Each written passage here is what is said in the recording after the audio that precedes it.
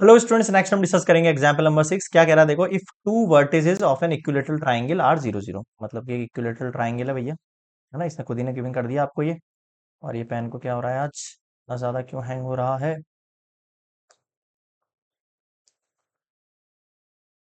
ठीक है, मान लेते हैं ए है, ये 0 0 है। ये पॉइंट मैं बी मान रहा हूँ, 0,2√3 है। और सी पॉइंट अपन को गिवन नहीं है, तो अपन x, y मान लेते हैं ना।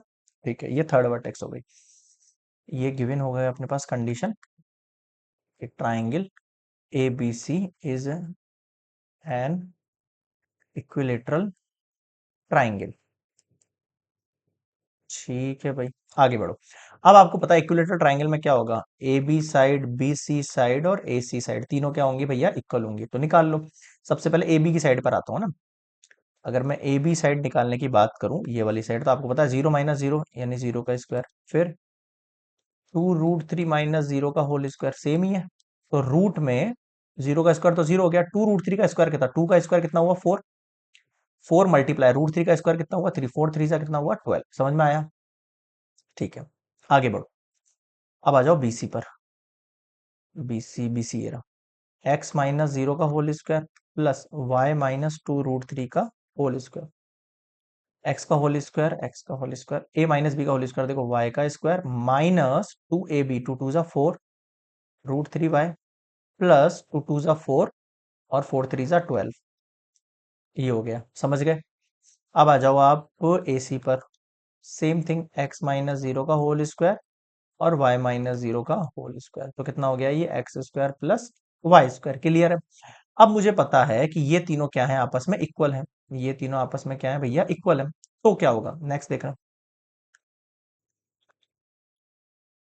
अकॉर्डिंग टू क्वेश्चन, अगर A B equals to B C equals to C A equal है, तो ए बी का वैल्यू रखो आप √12 इक्वल्स टू, बी सी का वैल्यू रखो x² y² -4√3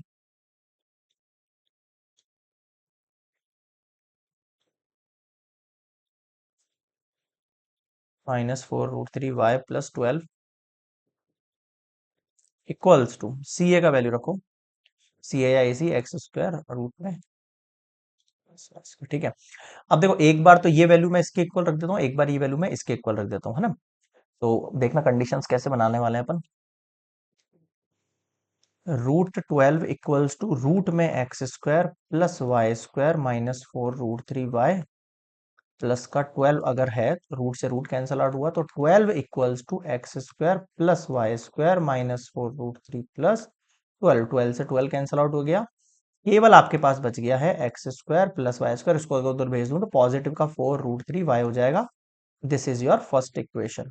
सेकंड देखो, अब इसी √12 को अगर मैं रूट के x² प्लस y² के इक्वल रख दूं, रूट से रूट कैंसिल आउट कर दूं, x² plus y² equals to 12 हो गया। This is equation second.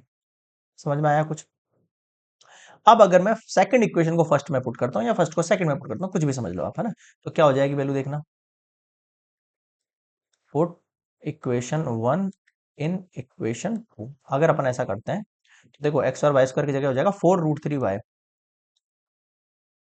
Equals to, equals में क्या है भैया, 12 में सिंपल, 4 3 टाइम नीचे भेजो उसको, y इक्वल्स टू 3/√3। √3 से कटा, ये रूट लगा, तो y की वैल्यू कितनी हो गई आपके पास, y की वैल्यू कितनी हो गई आपके पास, √3 हो गई। अब इसको कहां पुट करें अपन, अपनी इक्वेशन में करेंगे भाई, आ जाओ।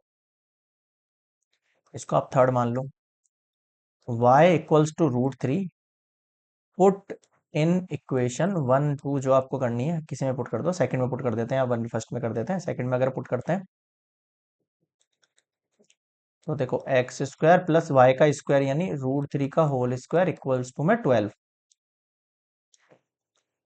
तो x² तो ठीक है, √3 का मतलब कितना हो जाएगा, 3 इक्वल्स टू 12। उधर भेजो, x² इक्वल्स टू 12 माइनस 3, तो x की वैल्यू कितनी हो गई, 9 की पावर रूट, और x की वैल्यू हो गई प्लस माइनस में 3। आया आपको समझ में? अब आपसे फाइंड था थर्ड वर्टेक्स पूछ रहा था, तो रिक्वायर्ड जो थर्ड वर्टेक्स होगा वो दो निकल कर आएंगे। अगर एक बार तो x पॉजिटिव का 3 लेकिन y √3, एंड एक बार नेगेटिव का 3 और ये पॉजिटिव का रूट 3। समझ में आना, दो आंसर निकल कर आएंगे। एक बार 3√3 निकलेगा और एक बार -3√3 निकलेगा। बताओ समझ में आया क्या? क्लियर है आप? So this is complete example number 6। Next मिलेंगे 7 पर।